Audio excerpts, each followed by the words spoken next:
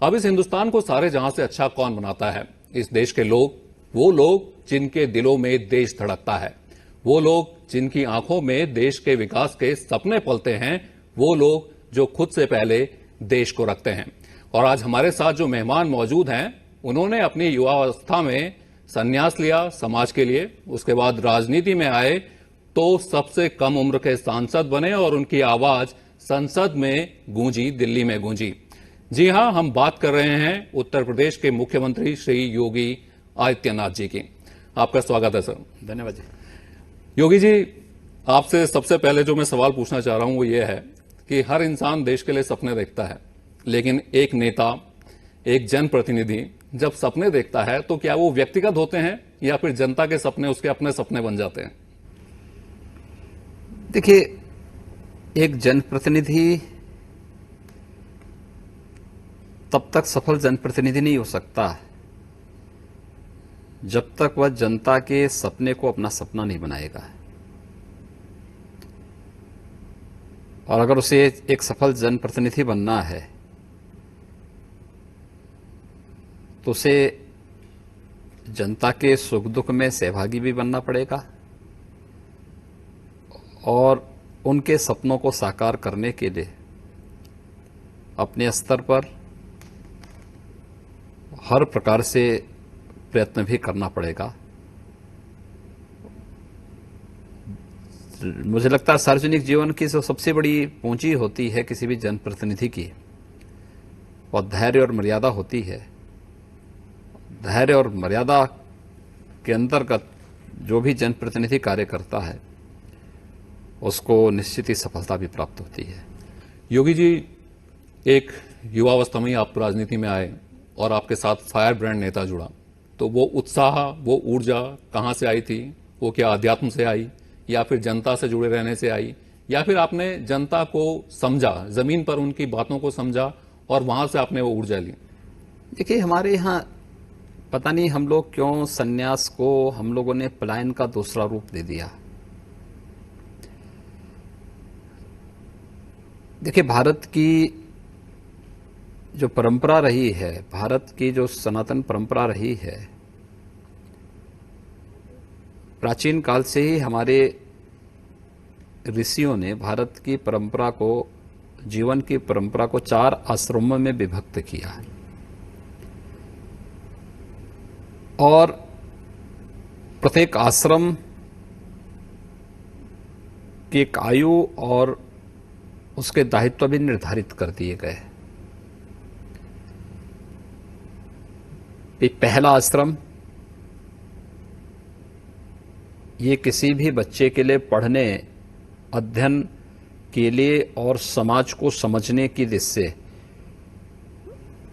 एक निश्चित समय सीमा उसके लिए तय कर दी गई। यानी वह समय जब वह समाज पे निर्भर है, उसको कुछ नहीं करना है, उसको समाज को देखना है, समाज से सीखना है और समाज पे निर्भर होकर के अपने आगे के रास्ते को प्रशस्त करना है। दूसरा आश्रम, जिसे हमने गृहस्थ आश्रम मान लिया, इसमें अपने पूर्व आश्रम की ही कड़ी को आगे बढ़ाते हुए अपने स्वयं के विकास को और अपने परिवार के विकास को आगे बढ़ाने की कड़ी को आगे बढ़ाना था। तीसरा आश्रम, जिसे हमने वानप्रस्थ माना है, वानप्रस्थ का मतलब ही ये था कि व्यक्ति अपने पूर्व के आश्रम के उत्तरदायित्वों का कुछ सीमा तक निर्वहन करते हुए वह अब अपने उस पूर्व आश्रम जो उसने समाज से लिया उसको देने की ओर अग्रसर हो। और फिर चौथा आश्रम संन्यास आश्रम के रूप में, कि पूर्ण रूप से समाज के लिए समर्पित होकर के कार्य करना है। यानी संन्यास आश्रम का कार्य क्या था? पूर्ण समर्पण भाव के साथ, मन से, वचन से, कर्म से, मन से, तन से और धन से समाज की सेवा के लिए अपने आप को समर्पित करना, यही संन्यास आश्रम का दायित्व था। ये केवल आत्मिक कल्याण के लिए नहीं, लौकिक और पारलौकिक दोनों कल्याण के लिए अपने आप को समर्पित करना, और यही जो है भारत के सन्यास की वास्तविक दृष्टि थी। हमने सन्यास को जब से प्लान का रूप दे दिया, तब से दोनों की दुर्गति हुई है, समाज की भी और सन्यासियों की भी। अगर भारत की ऋषि परंपरा की इस बात को हमने जीवन में अंगीकार किया होता कि सन्यास का मतलब प्लान नहीं बल्कि चुनौती से जूझना है, तो ताकत तो समाज से अपने आप प्राप्त होती है। योगी जी, मैं गोरखपुर गया था तो वहीं आसपास के लोगों से बातचीत हो रही थी, तो आपके पूज्य गुरुजी के बारे में किसी ने बताया कि एक बार उनसे मिलने गए तो उन्होंने कहा कि मैं राजनीति में इसलिए आया क्योंकि मैं ज्यादा समाज से जुड़ सकूं, ज्यादा लोगों का भला कर सकूं, जो मंदिर है उससे बाहर तक इस भावना को पहुंचा सकूं। तो आप जब आए तो आपके हृदय में क्या था? आप भी समाज के ज्यादा लोगों से जुड़? मैंने अपने पूज्य गुरुदेव की ही उन कार्यों का अनुसरण किया जिसको लेकर के मेरे पूज्य गुरुदेव महंत विद्यानाथ जी महाराज, उनके गुरुदेव महंत दिग्विजयनाथ जी महाराज ने राजनीति का मार्ग चुना था, और ये मार्ग केवल सत्ता प्राप्ति तक सीमित नहीं था।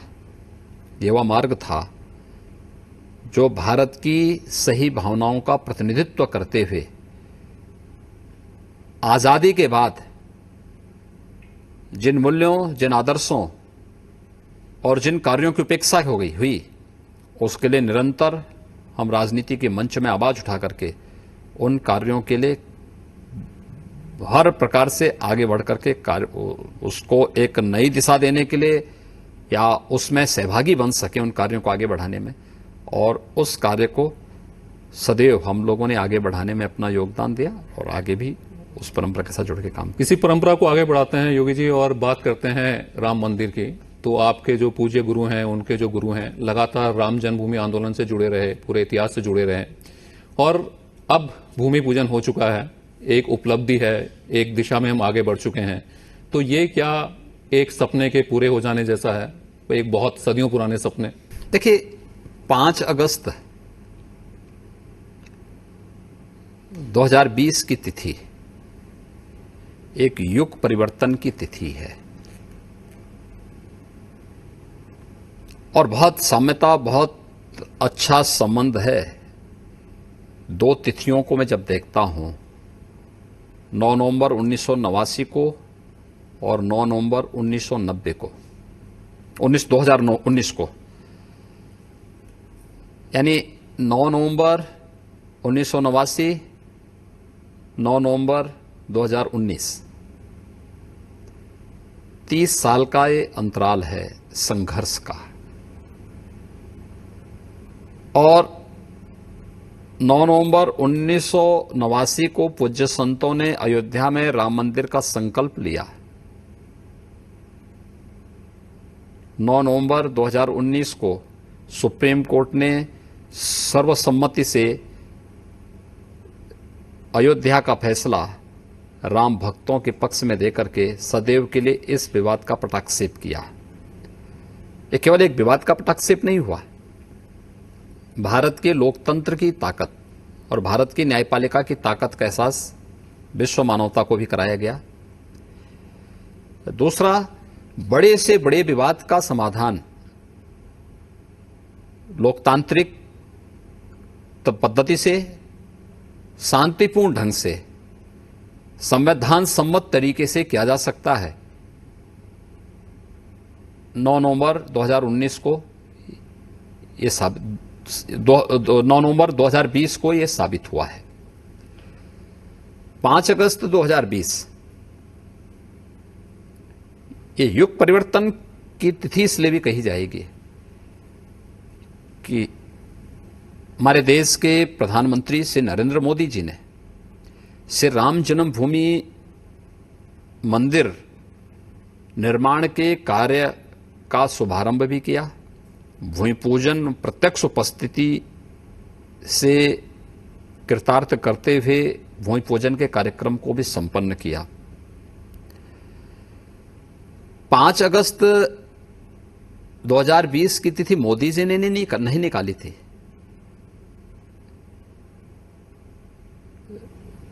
ज्योतिष के आचार्यों ने निकाली थी। प्रकांड जो संस्कृत के आचार्य हैं उन लोगों ने तिथि को निकाला था। लेकिन 5 अगस्त 2019 को कश्मीर से धारा 370 भी समाप्त होती है। तिथियों का आपसी मिलन इस बात को साबित करता है कि 5 अगस्त की तिथि एक युग परिवर्तन की तिथि है। योगी जी, मैं बिल्कुल एक बात आपसे ये कहना चाहूंगा कि भारतीय जनता पार्टी के मैनिफेस्टो में हमेशा राम मंदिर रहा, लगातार बात होती रही राम मंदिर की, आपका मठ और आप लगातार जुड़े रहे। लोग ताना भी देते थे कि भाई यूपी में योगी हैं, केंद्र में मोदी हैं, लेकिन आप लोगों ने अपना धैर्य और संयम बनाए रखा। लेकिन आपने जब काम करना शुरू किया तो आपने अपने सारे इरादे साफ किए। फैजाबाद अयोध्या हुआ, इलाहाबाद प्रयागराज हुआ, अयोध्या में दिवाली मननी शुरू हुई, तो आप तैयार थे अयोध्या को त्रेता युग की अयोध्या बनाने के लिए। देखिए, भारतीय जनता पार्टी ने इलेक्शन मैनिफेस्टो में जब भी अयोध्या का मुद्दा रखा, कुछ बातें साफ थी कि हम संविधान के दायरे में रहकर के समस्या का समाधान करेंगे। और भारतीय जनता पार्टी हमेशा इस बात को देखती रही। प्रधानमंत्री मोदी जी सदैव इस बात के पक्षधर थे कि हमें संविधान के दायरे के बाहर कुछ भी नहीं करना है। अगर सुप्रीम कोर्ट का फैसला हमारे विरुद्ध होता है तो भी हम कोर्ट के फैसले को मानते हैं और कोर्ट के उस फैसले को समय से फैसला हो सके उसके अनुरूप माहौल बनाना, वहां पे समय से कागजात पहुंच सके, इन चीजों को तैयारी करना, सरकार की जो भूमिका हो सकती थी उस भूमिका को सरकार ने वहां पे निभाया। अन्यथा पिछली सरकारें तो चाहती नहीं थी कि इन सब समस्याओं का समाधान हो, तो लटकाना चाहती थी। 1949 से लटकाया था इन्होंने। ये लटकाने की जो आदत थी यही देश के अंदर नक्सलवाद का कारण बनती है, यही देश के अंदर आतंकवाद का कारण बनती है, यही देश के अंदर भ्रष्टाचार का कारण बनती है। लेकिन कभी भी मोदी जी के नेतृत्व की भारतीय जनता पार्टी नेतृत्व की सरकार ने लटकाने और भटकाने का काम नहीं किया। जो करना था बहुत साफ सुथरे तरीके से, पारदर्शी तरीके से समस्याओं का समाधान हो, उस दिशा में ईमानदारी पूर्वक प्रयास। और आज ये शुभ दिन देखने को सबको मिला है। योगी जी, आपको लगता है कि जो परंपरा थी जिसके लिए बलिदान हुए, अब वो ऋण चुका दिया गया है, आपने वो गुरु दक्षिणा दे दी है, या अभी अयोध्या को आगे डेवलप करने का क्या प्लान है? इसे विश्व के पर्यटन मानचित्र में लाने का क्या प्लान अभी आपका है? अयोध्या के साथ हमारा संबंध राजनीतिक नहीं, आध्यात्मिक संबंध है। और उस आध्यात्मिक हमारी एक पवित्र पुरी है, पवित्र आध्यात्मिक नगरी है हमारी। और उस पवित्र आध्यात्मिक नगरी के साथ एक अंतःकरण का भाव हम लोगों के मन में जुड़ा हुआ है। इस पवित्र भावना के साथ हम लोगों का आना जाना होता रहता है। मेरे लिए तिथि महत्वपूर्ण इसलिए भी थी कि मैं आध्यात्मिक रूप से जिस गोरक्षपीठ गोरखनाथ मंदिर गोरखपुर से जुड़ता हूं, उस पीठ की परंपराएं लगातार अयोध्या के साथ जुड़ी रही हैं। श्री राम जन्मभूमि मंदिर आंदोलन 1934 से लेकर के और आज तक कोई भी आंदोलन और कोई भी ऐसा अभियान नहीं रहा होगा जिसमें गोरक्षपीठ की भूमिका न रही हो।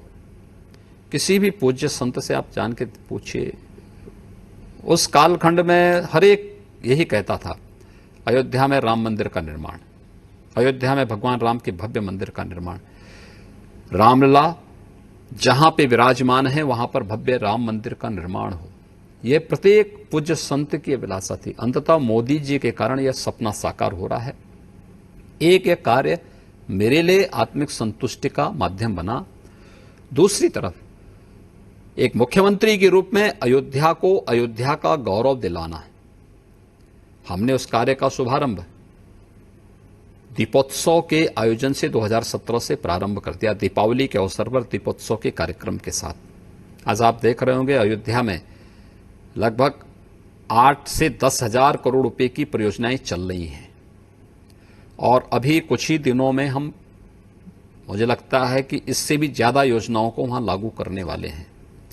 अयोध्या में चाहे वह रिवर फ्रंट के विकास का हो, सरयू जी बहुत पवित्र नदी है जिसका उल्लेख रामायण में भी और रामचरितमानस में भी जिसका उल्लेख किया गया है। भगवान राम भी जिसकी पवित्रता का उल्लेख करते हुए कभी नहीं गाते, लगातार उनके अपनी सरयू नदी की पवित्रता का उल्लेख सदैव करते हैं। तो सरयू नदी का हो, चाहे अयोध्या की सड़कों का हो, चाहे वह रामायण कालीन परंपरा को वहां पर किसी न किसी रूप में प्रस्तुतिकरण का हो, अयोध्या के अंदर एयरपोर्ट के निर्माण का हो, बस स्टैंड के है, जनता की बुनियादी सुविधाओं का है, या फिर वहां के बुनियादी सुविधाओं से जुड़े हुए जितने भी कार्य हैं सभी को हम एक उसके साथ लेने जा रहे हैं। बहुत बड़ी कार्य योजना वहां पे लागू भी हुई है, लागू हम लोग करने भी जा रहे हैं। उसके लिए व्यापक कार्य योजना बन रही है। आदरणीय प्रधानमंत्री जी का मार्गदर्शन भी इस संबंध में हम लोगों को प्राप्त हुआ है और हम उसके लिए व्यापक कार्य योजना तैयार कर रहे हैं और इसको हम बनाएंगे और एक अद्भुत नगरी के रूप में अयोध्या देश और दुनिया के सामने। सवाल भी उठने शुरू हुए, अगर एक भक्त के रूप में आप वहां जाते, एक योगी के रूप में जाते, महंत के रूप में जाते, तो लोगों ने कहा कि ये सही होता। प्रधानमंत्री भी अगर एक भक्त के रूप में जाते तो सही होते। आप दोनों संवैधानिक पदों पर थे, एक मुख्यमंत्री था, दूसरा प्रधानमंत्री था। तो बहुत सारे लोगों ने सोशल मीडिया पर, पार्टियों ने सवाल उठाए कि ये शायद जो एक संवैधानिक रूप से जो पदों में बैठे हुए लोग हैं, वो जो भारत की एक खूबसूरती है शायद वो कहीं जा रही है, या फिर जिस सेकुलरिज्म की वो बात कर रहे हैं वो खत्म हो रहा है। देखिए, अयोध्या में राम मंदिर निर्माण का कार्य केवल एक मंदिर निर्माण का नहीं है। वैसे तो आप देखते होंगे देश के अंदर रोज सैकड़ों मंदिर बनते हैं। क्या हम सब में जाते हैं क्या? ये केवल एक मंदिर नहीं है, एक राष्ट्र मंदिर है। मर्यादा पुरुषोत्तम भगवान श्री राम का मंदिर, उनकी जन्मभूमि पर ये लड़ाई केवल मंदिर की होती तो इसके लिए 76 युद्ध नहीं होते, 3 लाख से अधिक श्रद्धालु शहीद नहीं होता। ये जन्मभूमि है, भगवान राम की जन्मभूमि, और जन्मभूमि का मंदिर है। इसलिए कभी भी हिंदू समाज ने इसको स्वीकार नहीं किया कि एक विदेशी आक्रांता आकर के भगवान राम के मंदिर को तोड़ करके वहां पे गुलामी का एक ढांचा बना दे। ये कभी स्वीकार नहीं किया इस देश ने, इस समाज ने, और कभी भी स्वीकार नहीं करेगा। एक, जब भी कोई पौराणिक और ऐतिहासिक पृष्ठभूमि से जुड़े हुए किसी कार्य के लिए मुझे बुलाएंगे, मैं वहां पे जरूर जाऊंगा। और ये वही लोग हैं, विरोध करने वाले लोग, जो राम की वास्तविकता को नकारते रहे हैं, श्री राम और श्री कृष्ण के अस्तित्व पर ही प्रश्न खड़ा करते रहे हैं। ये वही लोग हैं और हमें नहीं भूलना चाहिए। स्वामी विवेकानंद जी ने एक बात कही थी ना कि जब भी कोई व्यक्ति अपने पूर्वजों पर गौरव की अनुभूति करने की बजाय वो अपने आप को हीन भावना से ग्रसित होता हुआ महसूस करता है, तो समझ लो कि उसका अंतिम समय आ गया है। ये वही लोग हैं जो भारत का उत्थान नहीं चाहते हैं। योगी जी, उसी के साथ हम लोग मर्यादा पुरुषोत्तम भगवान श्री राम के भव्य मंदिर निर्माण की इस प्रक्रिया के साथ जुड़ करके आदरणीय प्रधानमंत्री जी के एक भारत श्रेष्ठ भारत की परिकल्पना के साथ जुड़ रहे हैं। और राम मंदिर का शुरुआत एक भारत श्रेष्ठ भारत की इस परिकल्पना को साकार करने का एक महत्वपूर्ण कड़ी है। योगी जी, वही सवाल फिर से उठाया जा रहा है इन्हीं सवालों के साथ साथ कि योगी जी राम मंदिर के शिलान्यास में गए लेकिन मस्जिद के शिलान्यास में जाने से मना कर देंगे। देखिए, मुझे तो कोई आमंत्रण ही नहीं दिया है। अगर आपके पास आमंत्रण हो तो मुझे दे दे। दूसरा, मैंने आपको बताया ना कि केवल मंदिर नहीं है, ये रामलला की जन्मभूमि है। मर्यादा पुरुषोत्तम भगवान श्री राम जहां पैदा हुए थे वहां पर बने हुए उनके मंदिर निर्माण की फिर से भव्य स्वरूप देने की कार्रवाई उस ऐतिहासिक और पौराणिक स्थल पर भव्य मंदिर निर्माण के कार्य के साथ हम लोग गए थे।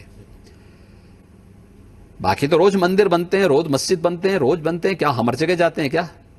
न इतना समय है और ना हमें जाना ही चाहिए। ये काम नहीं है हमारा कि हम गली गली इस प्रकार के उसमें वो करते रहें। एक ऐतिहासिक और पौराणिक परंपरा के साथ जुड़ना जिस पर आने वाली पीढ़ी गौरव की अनुभूति कर सके, भी जुड़ा हुआ है।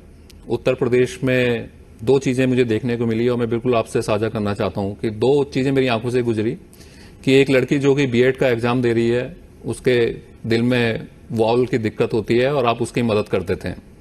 अच्छी खबर राम राज्य की परिकल्पना को साबित कर रही है। दूसरी एक खबर आती है कि एक एसडीएम है जो लोगों को पीट रहे हैं। किस तरह से आप इन चीजों को डील करते हैं? बहुत बड़ा प्रदेश है, बहुत सारे लोग हैं, तो ऐसे में राम राज्य को बनाए रखना बड़ा प्रदेश है तो बड़ा दिल भी होना चाहिए और मजबूती के साथ ऐसी चुनौतियों से जूझने का एक जज्बा भी होना चाहिए। और जब अंतःकरण साफ हो तो जज्बा भी उतना मजबूत होता है। उस बालिका की ओर से एक ट्वीट आया था, मेरे कार्यालय ने मेरे सामने प्रस्तुत किया, हमने तत्काल कार्रवाई की। और ये केवल एक बालिका का एक उदाहरण सामने है। हमारे यहां से प्रतिदिन कम से कम 100 ऐसे बच्चों को,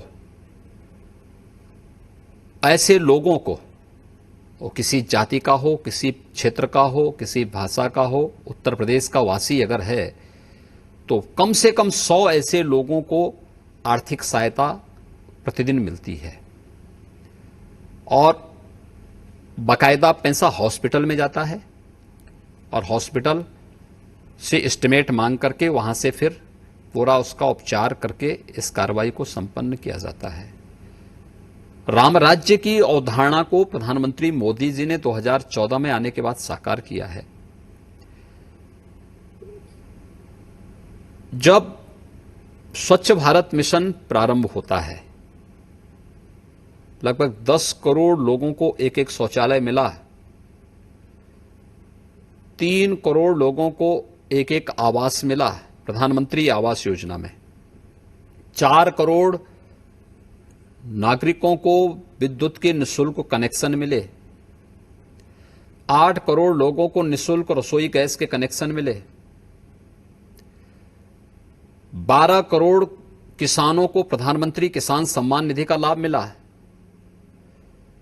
15 करोड़ युवाओं को प्रधानमंत्री स्किल मिशन के अंतर्गत मुद्रा योजना का और अन्य योजनाओं का लाभ दिया गया, 36 करोड़ गरीबों के जनधन अकाउंट खुले। कोरोना कालखंड में लॉकडाउन के दौरान डीबीटी के माध्यम से अगर हम इतनी बड़ी आर्थिक सहायता गरीब तक पहुंचा पाए हैं तो किस प्रधानमंत्री जनधन योजना उसके कारण। देश के अंदर 80 करोड़ लोगों को नेशनल पोर्टेबिलिटी के साथ जोड़ा गया, 1 नेशन 1 राशन कार्ड, प्रधानमंत्री मोदी जी के कारण। और 50 करोड़ लोगों को आयुष्मान भारत के अंतर्गत 5 लाख रुपए सालाना स्वास्थ्य बीमा का कवर दिया गया प्रधानमंत्री मोदी जी के कारण। इसमें किसी की जाति, किसी का मत, किसी का मजहब, किसी का क्षेत्र, किसी की भाषा नहीं देखी गई। सबका साथ, सबका विकास। अगर आप भारत के नागरिक हैं तो भारत के संसाधनों पर आपका भी अधिकार है। ये प्रधानमंत्री मोदी जी ने किया। मोदी जी ने नहीं किया जो पहले कांग्रेस कहती थी कि देश के संसाधनों पर पहला अधिकार किसी मजहब विशेष के लोगों का है। उन्होंने कहा जो भारत का है सबको मिलना चाहिए और सभी लोगों को बिना भेदभाव की योजनाओं का लाभ दिया गया। यही तो राम राज्य है। इसी पे आगे बढ़ते सर, विनय न मानत जलधि जड़ भय 3 दिन बीत, बोले राम सकोप तब भय बिन होए न प्रीत। जिस अपराधियों के दिलों में क्या भय योगी सरकार जगह पाई है? क्या जो पुलिस और अपराधियों का भ्रष्टाचार का जो गठबंधन था, जो गठजोड़ था, उसे योगी सरकार खत्म कर पाई है? क्योंकि कुछ मामले पिछले दिनों में ऐसे आए जो कि नहीं आने चाहिए थे। सरकार किसी व्यक्ति, किसी जाति, किसी मत, किसी मजहब के लिए नहीं, 24 करोड़ जनता की सेवा करने के लिए आई है। हम 24 करोड़ जनता को ध्यान में रख करके अपनी योजनाएं बनाएंगे। लेकिन अगर कोई कानून को ठेंगे में नचाने का प्रयास करेगा, कानून को बंधक बनाने का प्रयास करेगा, तो कठोरता से वहां पर कार्रवाई करने में भी हिचकेंगे नहीं। और उत्तर प्रदेश इतनी बड़ी आबादी का राज्य, 24 करोड़ की आबादी है, और 24 करोड़ की आबादी में आज के दिन पर अगर आप देखेंगे तो अपराध का ग्राफ काफी नीचे यूपी के अंदर है। दूसरा, उत्तर प्रदेश के अंदर कानून व्यवस्था बेहतर स्थिति में है। आप देख सकते हैं पिछले 3.5 वर्ष के दौरान एक भी दंगा यूपी में नहीं हुआ। नहीं तो ये हर तीसरे दिन एक दंगा होता था यूपी में, संपत्तियां जलाई जाती थी, अराजकता का नग्न तांडव होता था। यूपी ने भी करके दिखाया है। निवेश का एक बेहतर माहौल यूपी में मिला है और मजबूती के साथ हम उत्तर प्रदेश के अंदर विकास की योजनाओं को लेकर के आगे बढ़ रहे हैं। कहीं किसी भी प्रकार की कोई समस्या आज के दिन पर हमारे सामने नहीं है। उत्तर प्रदेश में पूरा अमन चैन का माहौल है, सुरक्षा का एक वातावरण है, कानून व्यवस्था मजबूती के साथ आगे बढ़ रही है। श्री राम जन्मभूमि मंदिर की सफलता, निर्माण की सफलता के बाद और आदरणीय प्रधानमंत्री जी की उपस्थिति के बाद जिन लोगों को एक भारत श्रेष्ठ भारत अच्छा नहीं लगता, जिन लोगों को भारत की सुख और समृद्धि अच्छी नहीं लगती, वे लोग इस ऐतिहासिक कार्यक्रम को पचा नहीं पाए, इस युगांतरकारी घटना को पचा नहीं पाए। उनके द्वारा फिर अपने आदत के हिसाब से जातीय विस्मरण करने का प्रयास किया गया। मुझे लगता है कभी सफल नहीं होने वाला है। वही कह रहे हैं सर, उनका कहना है कि आपके पास राम है तो अब उनके पास परशुराम आ गए।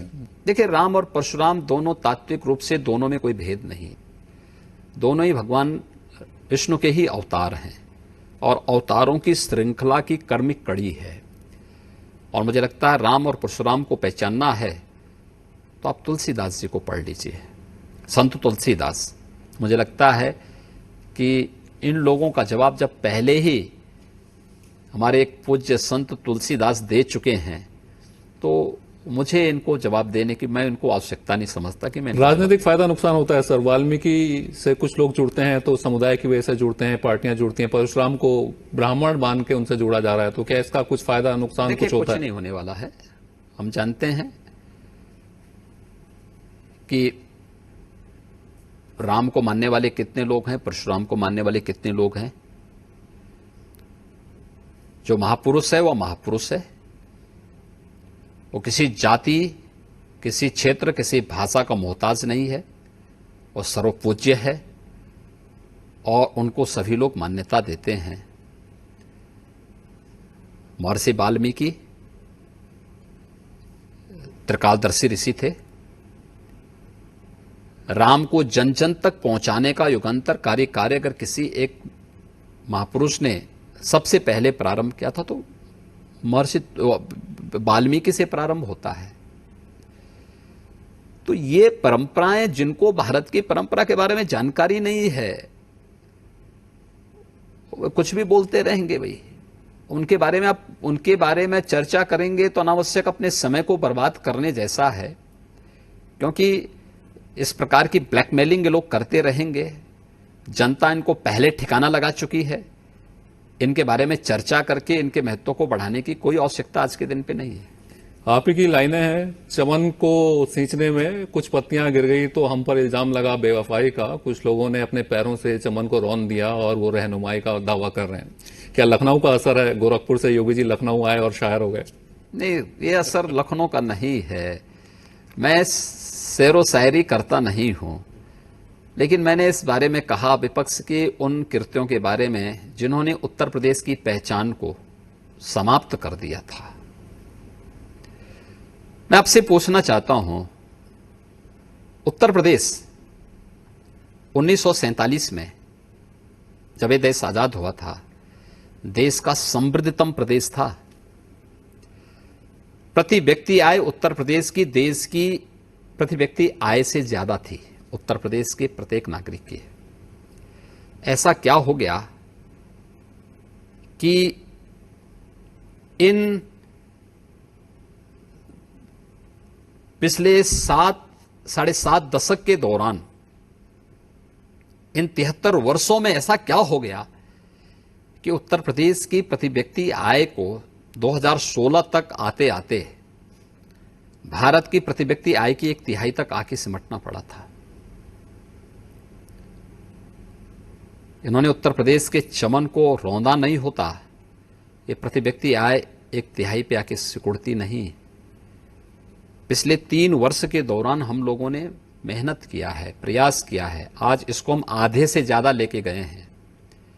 और मेरा अनुमान है अगर ये कोरोना कालखंड नहीं आता तो 5 वर्ष के दौरान हम इस प्रदेश को देश की प्रति व्यक्ति आय के बराबर उत्तर प्रदेश की प्रति व्यक्ति आय को भी पहुंचाते हैं। कोरोना काल पे भी बात कर लेते हैं योगी जी थोड़ा, क्योंकि जैसे ही ये सारी महामारी शुरू हुई, यूपी के ऊपर प्रेशर बढ़ने लगा, दबाव बढ़ने लगा, जगह जगह से प्रवासी मजदूर आने लगे, कई जो जिले थे उनकी हालत खराब होती चली गई, आगरा, गौतम बुद्ध नगर। किस तरह से ये पूरी प्लानिंग की गई, किस तरह से इस महामारी से बचा गया, और अब आगे किस तरह से आप अपने लोगों को सुरक्षित रखने का योजना बना रहे हैं? देखिए, उत्तर प्रदेश की तुलना अगर मैं देश की राजधानी दिल्ली से करूं या अन्य बड़े राज्यों से करूं तो उत्तर प्रदेश सबसे अच्छी स्थिति में है, सबसे बेहतर स्थिति में है। क्या मॉडल था सर? हमारा जो पॉजिटिविटी रेट है, प्रदेश में जो डेथ रेट है, प्रदेश में जो रिकवरी रेट है, और प्रदेश में जो हमारे पास मौजूदा इंफ्रास्ट्रक्चर है, यह किसी से भी कम नहीं है और बेहतर है। हमारी रिकवरी रेट बेहतर है, हमारे पास इंफ्रास्ट्रक्चर भले ही पहले कमजोर रहा हो लेकिन हम लोगों ने बहुत अच्छे ढंग से उसको आगे मेंटेन किया है। डेथ रेट और पॉजिटिविटी रेट देश के इन अन्य राज्यों की तुलना में यूपी के अंदर बहुत अच्छा है। हम लोगों ने, प्रधानमंत्री मोदी जी ने जब भी जो मार्गदर्शन दिया उसको अक्सर से यहां फॉलो किया।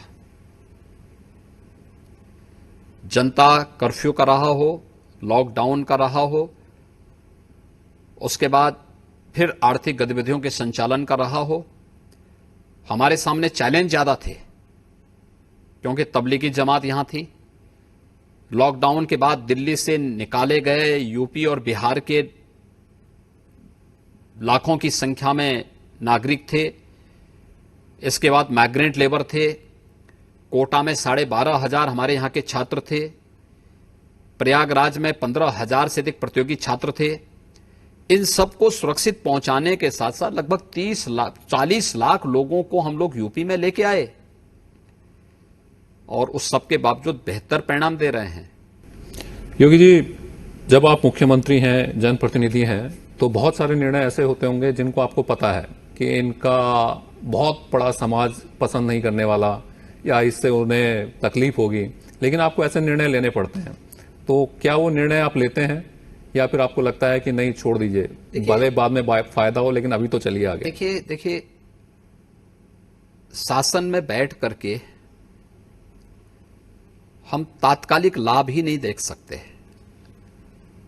प्रदेश के और आने वाली पीढ़ी के हित में कौन से निर्णय लाभकारी सिद्ध होंगे आने वाले भविष्य के लिए, कुछ ऐसे कड़े फैसले भी कभी कभी लेने पड़ते हैं और जहां आवश्यकता पड़ती है उस प्रकार के फैसले लेते हैं, उस प्रकार के कार्यक्रम को हम आगे बढ़ाते भी हैं। तो इसके लिए योगी होना फायदेमंद होता है? देखिए, योगी हर व्यक्ति को योगी होना चाहिए, निरपेक्ष भाव के साथ जो कार्य कर सके। जहां पे व्यक्ति कोई भी निर्णय लेने में बिना किसी संकोच के और बिना किसी भेदभाव के उन कार्यक्रमों को आगे बढ़ा सके, हमें बेझिझक उसको आगे बढ़ाना चाहिए। आखिरी सवाल योगी जी की, उत्तर प्रदेश एक राम राज्य की तरफ आप लेकर जाना चाह रहे हैं, एक सारे जहां से अच्छा उत्तर प्रदेश बनाना चाह रहे हैं, उसके लिए क्या आपका विजन है? क्या आप सोच रहे हैं कि आने वाले चुनाव से पहले एक नया उत्तर प्रदेश, उत्तम प्रदेश बन जाए? देखिए, उत्तर प्रदेश ने जो कार्य प्रारंभ किए हैं, गांव का हो, गरीब का हो, किसान का हो, नौजवान का हो, महिलाओं का हो या फिर समाज के किसी भी तबके का, उन सबके लिए जितनी योजनाएं केंद्र और प्रदेश की हैं और जिस मजबूती के साथ लागू की गई हैं, वे युद्ध स्तर पर चल रही हैं। प्रदेश के युवाओं को प्रदेश में ही कार्य मिले, इंफ्रास्ट्रक्चर डेवलपमेंट उसके लिए बहुत आवश्यक है। और इंफ्रास्ट्रक्चर डेवलपमेंट के लिए ही हर जनपद को, हर तहसील को, हर विकास खंड को 4 लेन और 2 लेन के साथ जोड़ना, इंटर स्टेट कनेक्टिविटी को 4 लेन के साथ जोड़ना, हर गांव तक विद्युतीकरण का कार्य संपन्न करना, हर नागरिक को विद्युत के कनेक्शन उपलब्ध करवा देना, हर गरीब को अपना आवास हो सके, हर गरीब के पास अपना व्यक्तिगत शौचालय हो सके, हर गांव को हम एक मिनी सचिवालय के रूप में ऑप्टिकल फाइबर के कनेक्शन के साथ जोड़ करके वहां पर लोगों को सभी सुविधाएं गांव में ही उपलब्ध करवा सकें। ये जहां मजबूती के साथ हुआ है, हमारे पास 24 करोड़ की आबादी है, उस सब के बावजूद हम लोगों ने 1 नेशन 1 राशन कार्ड के साथ उत्तर प्रदेश को जोड़ा। हमारे पास 80,000 से अधिक राशन की दुकानें हैं और सभी में ई-पॉस मशीन लगी हुई है। हमारे यहाँ का राशन कार्ड धारक देश के अंदर किसी भी अन्य राज्य में जहां पे लोगों ने ई-पॉस के साथ जुड़े वहां जाके अपना राशन ले सकता है। ये सुविधा उपलब्ध कराई गई है। हर गरीब को, अगर वह वृद्धा महिला है, वृद्धावस्था पेंशन, निराश्रित महिला है उसको निराश्रित महिला पेंशन, दिव्यांग है दिव्यांगजन पेंशन, कुष्ठ रोग से पीड़ित है कुष्ठावस्था पेंशन, हर एक को उपलब्ध कराने की कार्रवाई यहां पर हुई है और इन सभी को हम लोग पहले ही आच्छादित कर चुके हैं।